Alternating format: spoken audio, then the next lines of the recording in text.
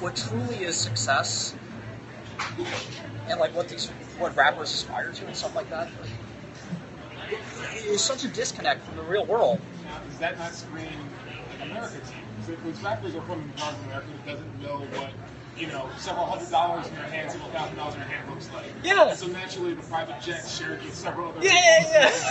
My question to you is, like, where does that go? I mean, that to you should signal that there's a huge just reality gap in America. How do we close that gap? Well, so when I was 15 years old, I played basketball in Brooklyn, and I'm a competitor. I love being the best at whatever, so I practice every day. No physical, natural ability, but every day I practice ball. I play with these guys, and I ask them, you guys gonna go to college? What are you up to? And the guy looks me dead in the eyes. I'll never forget as long as I live. He says, I sell rocks. And I'm like, all right. I'm thinking about MIT. I sell rocks. And then he asked me if I had any money on me. It's a prelude to a robbery, but... what size are your sneakers? What size are your sneakers is another epilogue. No, I mean, I think there's a lot of people in inner city America that don't understand that, like, you can go to Code Academy and then go to General Assembly and make $250,000 as a coder in, like, 12 months. Yeah, but Code Academy would cost you, like, $12,000, $20,000. General Assembly. Yeah.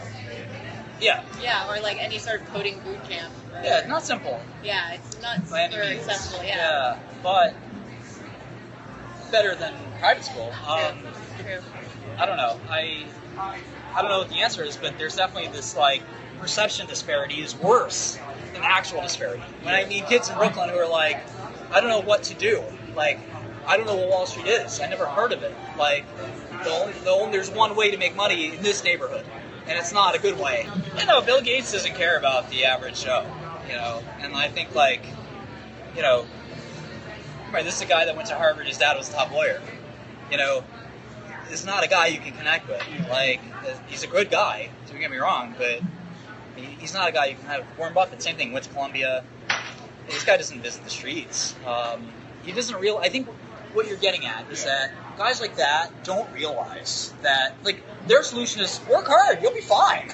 And the problem isn't that there's not a will to work hard. The problem is that, like,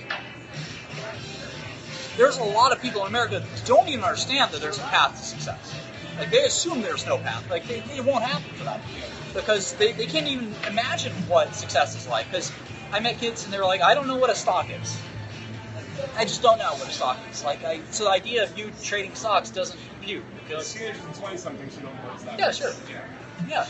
And, like, so the way I learned what a stock was the New York Post.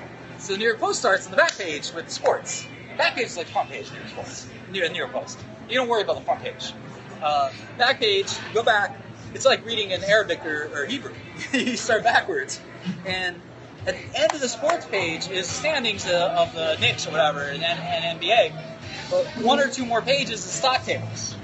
And if you like numbers, you're like, oh, Knicks are 35 and 27, and Microsoft's at $26. Like, that's interesting. So, like, tomorrow the Knicks will be a different number, and tomorrow Microsoft will be a different number. And maybe that's more important than the Knicks.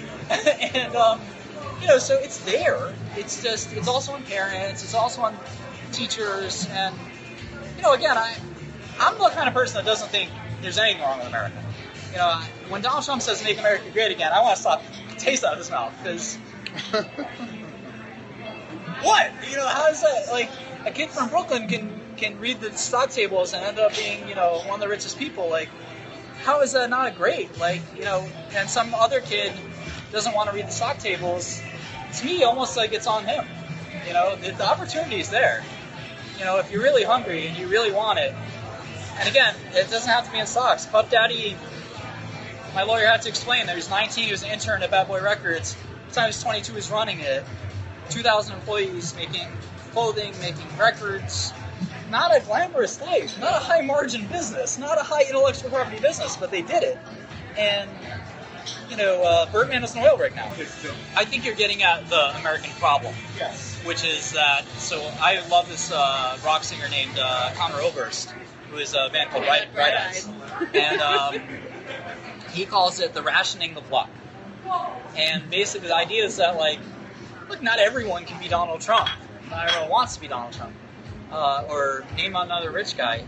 Like, the fact of the matter is, like, it's a bit of a lotto, and it's a bit of, like, a will. Some people don't put their name in the hat either, right? Like, it's not, I mean, my brother has zero desire to be rich. He does not care. He likes to play guitar. That's it, you know? And that's fine. That's beautiful. But, like, if you put your name in the hat, you'd be surprised at how good those odds are. And if you don't put your name in the hat, you know, there's some people who don't want to. So I don't, like, to me, like, everyone sort of complains about it, but it reminds me of Good Will Hunting, where Matt Damon's a smart kid, and his friends are these construction Boston dudes who are just like, whatever. And Matt Damon wants to be like them. They all want to be like him. And they're like, you're lucky, you're smart, like, you should go be rich. And he's like, no, I want to be like you guys, my bros. And they're like, we'll beat it out of you if you don't fulfill your destiny. Which is like, you're lucky, and you have the willpower, the effort, the intelligence to go do it. And I think the big problem in America is that we assume that we're a homogenous society when, like, same thing with race. Like, it's okay to be different. Like, there's some people who are geniuses and some people who aren't. And, like my parents and my brothers and sisters are normal people. They know that I'm not. And, like, they accept that. It's not like this thing where they're like, gee, just, gosh, I wish I had the opportunities Martin was given. We grew up in the same house. Like, you had those opportunities. You can take them. Not everyone's going to take them. And just be honest about it. And I think that, like, you know, if I had shoes on the other foot, I'm not sure I would be jealous. And I understand that, like, on the periphery there's injustices and there's difficulties, but, like, in sum and substance, I mean, and again, it's the privileged person talking, that I believe it's okay.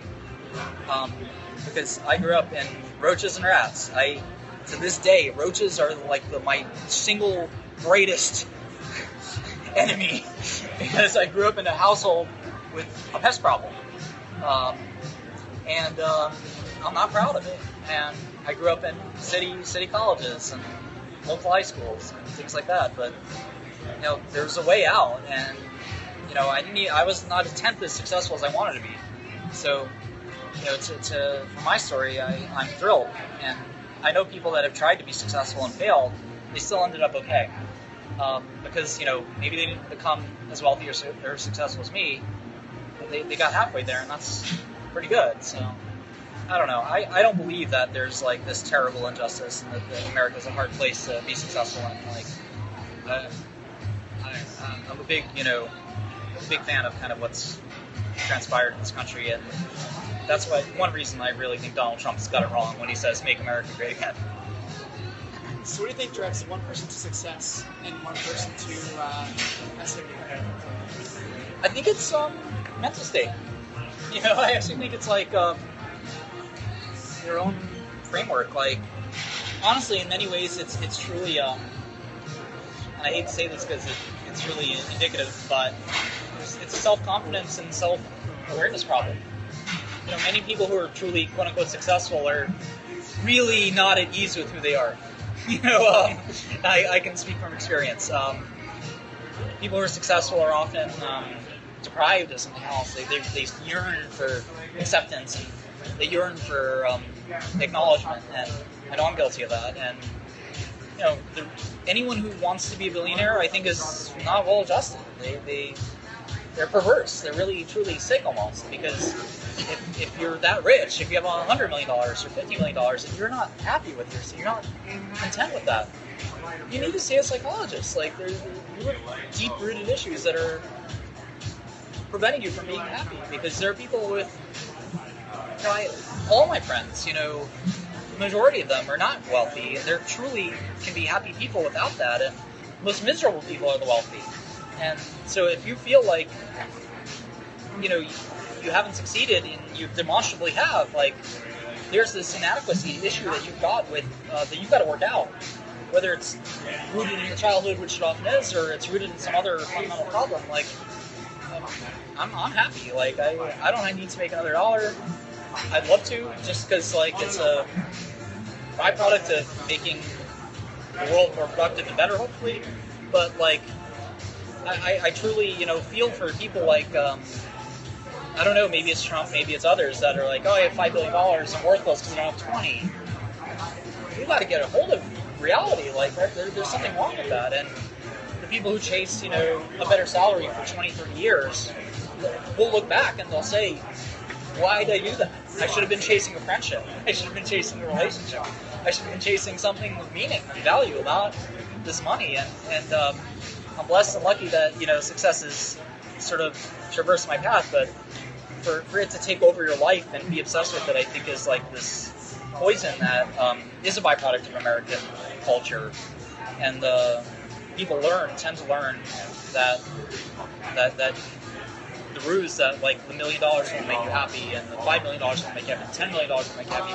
If anything, more money, more problems is a truism, and I've learned it for sure. I was probably the happiest, the poorest. So, but at the end of the day, there's something to some people who are edified by success. They enjoy success, and there's nothing wrong with that personality trait. I think it's just if it really takes the place of other relationships, then I think you're doing yourself a disservice.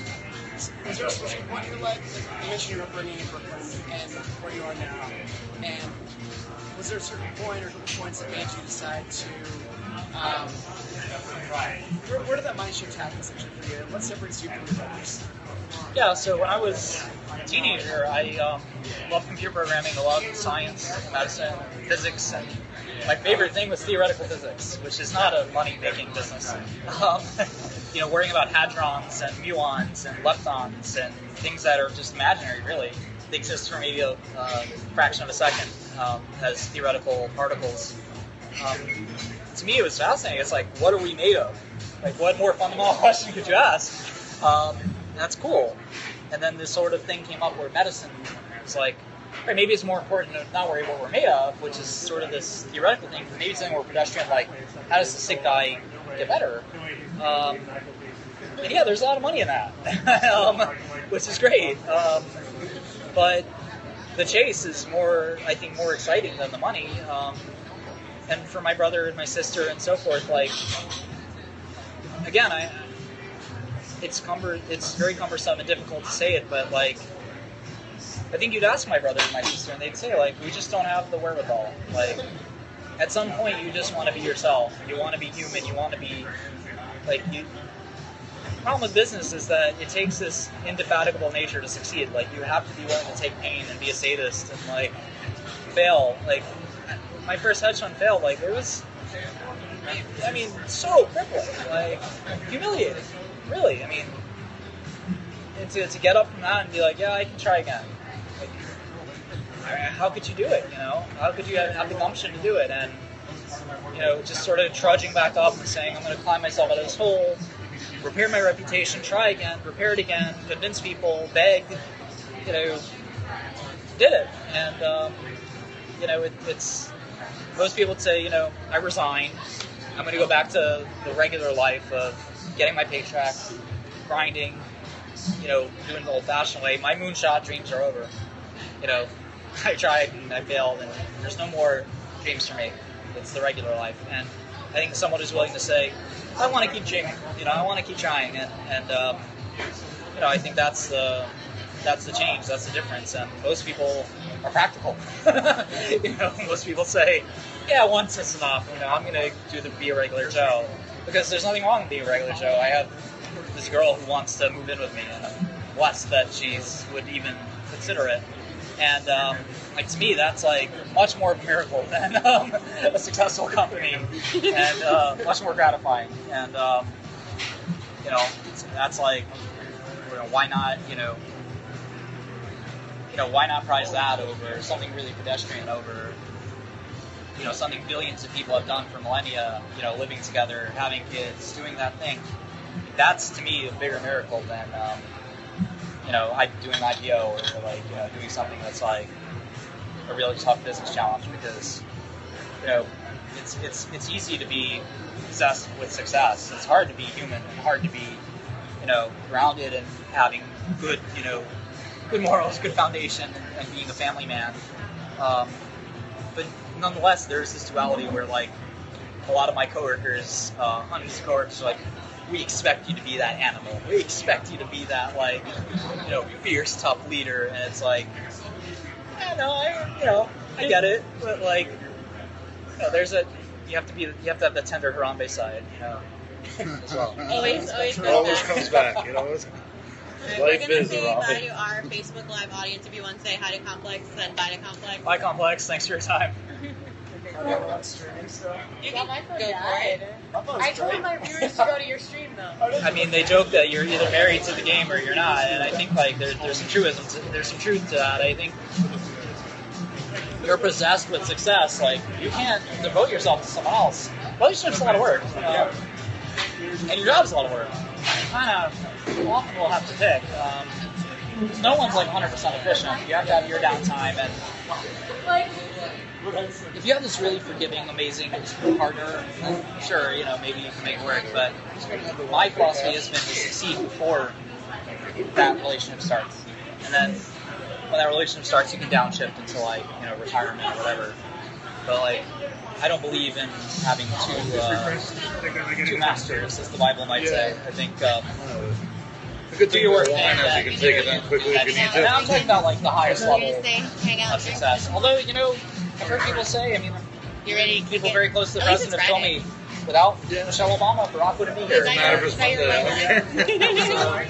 Truly, Second close there. Well, I'm gonna relationship. say So I don't know. I want to leave this. Yeah. I'll Are you make sure he gets I'd it. love to follow up Oh, with really? an interview. Okay. That would be Yeah. amazing. Go to the Bible school, sure. Thank you. Yeah. Yeah. Grew up in Sunday school, but, Sure, yeah.